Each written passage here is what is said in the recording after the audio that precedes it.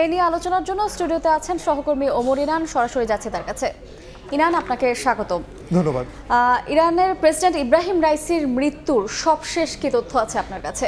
এবার যেমনটি আমরা গতকাল থেকে কিন্তু এই খবরটি দেখে আসছি এবং প্রচার করে আসছি। শুরুটা হয় রোববার আমাদের স্থানীয় সময় রাতে এবং সন্ধ্যার আগ দিয়ে। তখন আমরা শুরুতেই জানতে পারি যে আজারবাইজান, পূর্ব আজারবাইজান যে প্রদেশ রয়েছে ইরানের সীমান্তবর্তী আজারবাইজানের সঙ্গে, সেখানে একটি বাঁধ উদ্বোধন করতে গিয়েছিলেন ইব্রাহিম রাইসি প্রেসিডেন্ট। তার সঙ্গে ছিলেন পররাষ্ট্রমন্ত্রী আমির আবদুল্লাহিয়ান সহ আরও ঊর্ধ্বতন কর্মকর্তারা, মোট অনেকেই ছিলেন সেখানকার, এমনকি সেখানকার প্রদেশের গভর্নরও ছিলেন। কিন্তু আমরা এই দুর্ঘটনার খবর যখন জানতে পারি তখন থেকেই মূলত গণমাধ্যমগুলোতে এক ধরনের খবর ছড়িয়ে পড়ে যে রাইসির হেলিকপ্টার বিধ্বস্ত হয়েছে এবং সেখানে উদ্ধার তৎপরতার জন্য বিভিন্ন ধরনের টিম সেখানে পৌঁছেছে। গত রাত সারা রাত কিন্তু তল্লাশি অভিযান চলে, 60টির বেশি টিম সেখানে যায়। সবশেষ সকালে আমরা জানতে পারি যে তার যেই হেলিকপ্টারটি সেটি বিধ্বস্তের স্থান জানতে পেরেছে রেড ক্রিসেন্ট।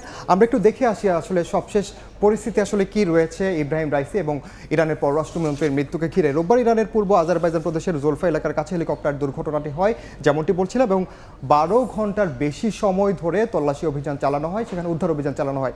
পরবর্তীতে এক পর্যায়ে সেই বিধ্বস্ত হেলিকপ্টারটির সন্ধান মেলে, ইরানি রেড ক্রিসেন্ট তারা সন্ধানটি পায় এবং প্রেসিডেন্ট রাইসি ও পররাষ্ট্রমন্ত্রী আমির আবদুল্লাহিয়ান সহ মোট 9 জন কর্মকর্তা নিহত হয়েছেন বলে তারা নিশ্চিত করেছে। এর আগে তারা কিন্তু ধোঁয়াশার মধ্যে ছিল। তার মধ্যে আরও ছিল রাইসির যে একেবারে প্রধান যে বডিগার্ড বা নিরাপত্তা কর্মকর্তা তিনি ছিলেন, এমনকি সেখানকার গভর্নর যিনি ছিলেন তিনিও এই নিহতদের তালিকায় রয়েছে বলে আমরা জানতে পেরেছি। এবং এর পরপরই মূলত প্রশ্ন ওঠে যে এটি কি দুর্ঘটনা নাকি পরিকল্পিত হত্যাকাণ্ড। এর মধ্যে আমরা রিপোর্টে কিন্তু দেখিয়েছি যে আসলে হত্যাকাণ্ড বা পরিকল্পিত হত্যাকাণ্ড কেন হতে পারে, কি কি কারণে প্রশ্নগুলো উঠছে।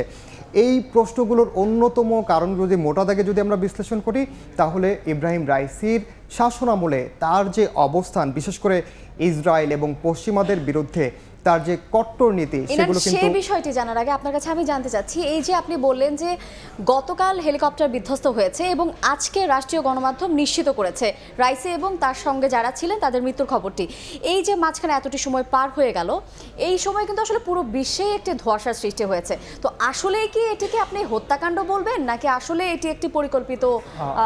এখানে জানিয়ে রাখি, ইরানের যে রাষ্ট্রীয় টেলিভিশন IRNA তারা কিন্তু একেবারে স্পষ্টভাবে শুরু থেকেই বলেছে যে তারা এটি ফলো রাখছিল এবং শুরু থেকেই তারা বলছে যে ইরানের প্রেসিডেন্টের বহনকারী যে হেলিকপ্টারটি বিধ্বস্ত হয়েছে, তারপর যে উদ্ধারকারী অভিযান দল যাচ্ছে, চীনের পক্ষ থেকে তাদের সহায়তা এগিয়ে দেওয়া, পুতিনের পক্ষ থেকে, রাশিয়ার পক্ষ থেকে সাহায্যের হাত বাড়িয়ে দেওয়া, এই বিষয়গুলো কিন্তু এসেছে। সুতরাং ইরানের পক্ষ থেকে এখন পর্যন্ত কিছু লুকানো হয়নি। আমরা যতটুকু জানতে পেরেছি তারা কিন্তু মৃত্যুটাও নিশ্চিত করেছে। আরও কিছু ঘটনা বলে আছে, আমরা একটু দেখে আসি। রাইসি এবং আমির আবদুল্লাহিয়ানের মৃত্যু কেন্দ্র করে রাইসির শাসনামল, আমরা যেমনটি বলছিলাম যে রাইসির শাসনামলে আসলে কি কি হয়েছে। আপনি জানেন যে 2021 সালে তিনি যখন দায়িত্ব নেন, এরপরে এই পশ্চিমাদের বিরুদ্ধে তিনি যে শক্ত যে অবস্থানটি নেন, প্রথমে যে নিষেধাজ্ঞাটি তিনি উঠাতে চেয়েছিলেন। আপনি জানেন যে 5 বিশ্বশক্তি ও জার্মানির সঙ্গে তাদের যে পরমাণু চুক্তি নিয়ে নিষেধাজ্ঞাটি ছিল, সেই নিষেধাজ্ঞা কাটিয়ে ওঠার চেষ্টা করছিলেন, কিন্তু এরপরও পশ্চিমারা আরও বেশি শক্তিশালী অবস্থান নিচ্ছিল এবং পরবর্তীতে তার যে পদক্ষেপগুলো সেগুলো কিন্তু পশ্চিমাদের বিভিন্নভাবে উস্কানি দিয়েছে বলে গণমাধ্যমে বলা হয়েছে। এবং রাইসির মৃত্যুকে ঘিরে ভারত, পাকিস্তান, তুরস্ক, ইরাক সহ বিভিন্ন দেশের শোক প্রকাশ করেছে। পাকিস্তানে এরই মধ্যে একদিনের শোক ঘোষণা করা হয়েছে। সবশেষ একটু আগে আমরা জানতে পেরেছি রুশ প্রেসিডেন্ট ভ্লাদিমির পুতিন তিনিও এই মৃত্যুতে, রাইসির মৃত্যুতে গভীর শোক প্রকাশ করেছেন এবং ইরানকে পরবর্তীতে এই ধকল কাটিয়ে ওঠার জন্য যত ধরনের সহযোগিতা প্রয়োজন সেগুলো দেওয়ার ব্যাপারে আশ্বাস দিয়েছেন রুশ প্রেসিডেন্ট ভ্লাদিমির পুতিন। পরবর্তী প্রেসিডেন্ট মোহাম্মদ মোখাবের ও ইরানের ভবিষ্যৎ, আমরা এখন পর্যন্ত জানতে পেরেছি ইরানের যে ফার্স্ট ভাইস প্রেসিডেন্ট মোহাম্মদ মোখাবের কিন্তু এর পরবর্তীতে প্রেসিডেন্ট হবেন, ঠিক আছে, কিন্তু এটির জন্য অনুমোদন লাগবে ইরানের সর্বোচ্চ ধর্মীয় নেতা আয়াতুল্লাহ খামেনি, এবং তিনি যদি অনুমোদন দেন এর পরবর্তীতে তিনি অন্তর্বর্তীকালীন প্রেসিডেন্ট হিসেবে কাজ করবেন এবং 50 দিনের মধ্যে একটি কাউন্সিল হবে, সেই কাউন্সিল আরেকটি নির্বাচন অনুষ্ঠিত করবে। এবং এই প্রক্রিয়ায় কিন্তু ইরান আসলে তাকিয়ে আছে যে ইরানের ভবিষ্যৎ আসলে পরবর্তীতে কি হতে যাচ্ছে এবং পরবর্তীতে ইরান আসলে কিভাবে তাদের দেশ শাসন পরিচালনা করবে, এটিও কিন্তু এখন সামনে চলে আসছে। ইমা, হিনান, এই বিষয়ে আমরা একটু প্রতিবেদন দেখে আসি। রাইসির উত্থান নিয়ে আমরা অবশ্যই আরো আলোচনা করব, কিন্তু পশ্চিমাদের আধিপত্য দমন করে উত্তপ্ত মধ্যপ্রাচ্যের সবচেয়ে ক্ষমতাধর দেশ এখন ইরান। ক্রমাগত নিষেধাজ্ঞা এবং হুমকিতেও টলাতে পারেনি দেশটিকে। তেহরানকে এমন উচ্চতায় বসাতে অন্যতম গুরুত্বপূর্ণ ভূমিকা ছিল এই রাইসির। মধ্যপ্রাচ্যে ক্ষমতার ভারসাম্য ফিরিয়ে আনতে দেখিয়েছেন মুন্সি আনাও। আমরা এই বিষয়ে আরও খবর জানবো এবং আমাদের সঙ্গে এই মুহূর্তে যুক্ত হবেন রেডিও তেহরানের এডিটর সিরাজুল ইসলাম, তার সঙ্গে আমরা যুক্ত হতে চাই এবং শুরুতেই আপনার কাছে জানতে চাই যে এই রাইসির মৃত্যুর পরবর্তীতে ইরানের শাসন ব্যবস্থা অর্থাৎ পরবর্তী শাসন ব্যবস্থায় কী হতে পারে কিংবা প্রধান হিসেবে কে দায়িত্ব পালন করবেন, এটি নিয়ে একটি ব্যাপক জনমনে প্রশ্ন রয়েছে। সেই বিষয়টা যদি আপনি পরিষ্কার করেন, আপনি অনেক দীর্ঘদিন রেডিও তেহরানের সঙ্গে কাজ করছেন। জি, অনেক ধন্যবাদ ওমর ইনান।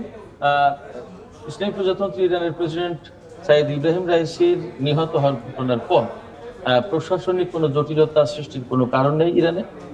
তিনি যেমন নির্বাচিত প্রেসিডেন্ট ছিলেন এবং তেমনি নির্বাচিত সরকার রয়েছে, সংসদ রয়েছে এবং ইরানের সংবিধানে পরিষ্কার করে বলা আছে এই রকম পরিস্থিতিতে ইরানে কিভাবে প্রশাসনিক কার্যক্রম পরিচালিত হবে।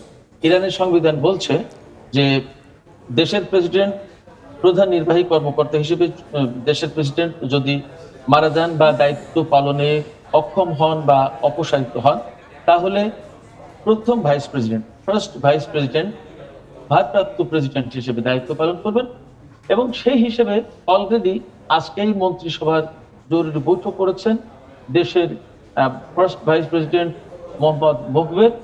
তিনি মন্ত্রিসভার আজকের বৈঠকের সভাপতিত্ব করেছেন এবং তিনি ভারপ্রাপ্ত প্রেসিডেন্টের দায়িত্ব অলরেডি নিয়েছেন এবং আগামী 50 দিনের ভেতর ইরানে প্রেসিডেন্ট নির্বাচন হবে এবং রাইসির যে অবশিষ্ট যে সময়টা, অর্থাৎ তার যে 4 বছরের সময়কাল ছিল, মেয়াদকাল ছিল, সেই 4 বছর মেয়াদকালের যেটুকু বাকি আছে সেই সময়টা তিনি দায়িত্ব পালন করবেন। আমি একটু আপনাকে থামাতে চাই, একটু জানতে চাই যে মধ্যপ্রাচ্যে রাইসির মৃত্যুর পরবর্তীতে এখন মধ্যপ্রাচ্যে ইরানের যে নীতি রয়েছিল সেটিতে আসলে কোনো পরিবর্তন আসবে কিনা কিংবা কি ধরনের পরিবর্তন বা প্রভাব পড়তে পারে এই রাইসির মৃত্যুর মধ্য দিয়ে, রাইসির পাশাপাশি পররাষ্ট্রমন্ত্রী সহ যে গুরুত্বপূর্ণ মন্ত্রীরা মারা গেলেন সেটির বিষয়ে?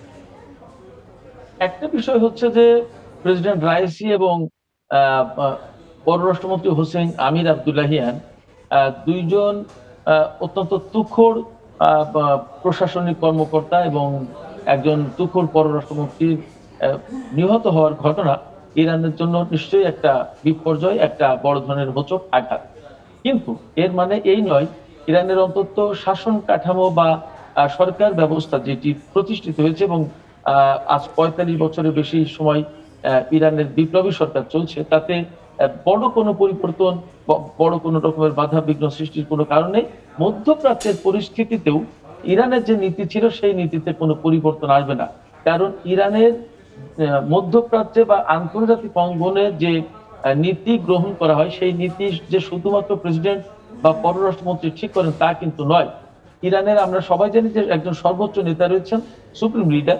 এই সুপ্রিম লিডার পররাষ্ট্র নীতির ক্ষেত্রে অত্যন্ত গুরুত্বপূর্ণ ভূমিকা পালন করে থাকেন। তিনি সময়ে সময়ে বিভিন্ন গুরুত্বপূর্ণ পরামর্শ দিয়ে থাকেন এবং ইরান যেহেতু একটা বিপ্লবী সরকার ইরানে পরিচালিত হয়ে আসছে বহুদিন থেকে, 45 বছর ধরে, এবং তাদের সুনির্দিষ্ট কিছু নীতি আছে, সেই নীতির কোনো পরিবর্তন হবে না, পরিবর্তন হওয়ার কোনো কারণ নেই।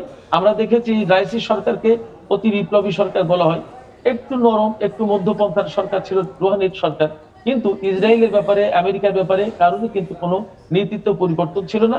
সেক্ষেত্রে রাইসি এবং পররাষ্ট্রমন্ত্রী হোসেন আমির আবদুল্লাহিয়ানের মৃত্যুর পর ইরানের পররাষ্ট্র নীতিতে কোনো পরিবর্তন আসবে এমনটা ভাবার কোনো কারণ নেই। সেক্ষেত্রে মধ্যপ্রাচ্যে ইরান যে নীতি অনুসরণ করত তাতে কোনো পরিবর্তন আসবে না। এমনকি আন্তর্জাতিক অঙ্গনে আমেরিকা থেকে শুরু করে প্রত্যেকটা দেশের সাথে ইরানের যে সমস্ত নীতি ছিল তার কোনো কিছুতেই পরিবর্তন আসার কোনো কারণ নেই, এটা আমি খুব ভালোভাবেই বুঝতে পারি। জি, সিরাজুল ইসলাম, আপনাকে অসংখ্য ধন্যবাদ আমাদের সঙ্গে যুক্ত হওয়ার জন্য। ইমা, সিরাজুল ইসলাম যেমনটি বলছিলেন যে মধ্যপ্রাচ্যে যে ইরানের যে নীতি সেটি হয়তো খুব বেশি পরিবর্তন হবে না, কিন্তু এটি নিঃসন্দেহে বলা যায় যে রাইসি এবং পররাষ্ট্রমন্ত্রীর মৃত্যুর মধ্য দিয়ে ইরান একটি বিপর্যয়ের মধ্য দিয়ে যাচ্ছে। কিন্তু এরপরও তাদের যে বন্ধু ভাবাপন্ন যে দেশগুলো রয়েছে তারা সব ধরনের সর্বাত্মক সহযোগিতা করার আশ্বাস দিয়েছে এবং ইরানের মানুষকে শান্ত থাকার জন্য তারা আহ্বান জানিয়েছেন। সামগ্রিকভাবে এখন বলা যায় যে ইরান যে এখন বিপর্যয় যে মধ্য দিয়ে যাচ্ছে সেটি কাটিয়ে হয়তো বা আবার যে পরবর্তী ভাইস প্রেসিডেন্ট যে প্রেসিডেন্টের দায়িত্ব পালন করলে তারা আবারও সেই স্বাভাবিক জীবনে হয়তো বা তারা ফিরে আসতে পারবে। ইরানের যে পরিস্থিতি সবশেষ নিয়ে আমার কাছে এই ছিল সবশেষ। রাইসের মৃত্যুর নিয়ে সার্বিক আলোচনার জন্য ইনান আপনাকে অসংখ্য ধন্যবাদ। স্টুডিওতে এতক্ষণ আমাদের সঙ্গে ছিলেন সহকর্মী ওমর ইনান।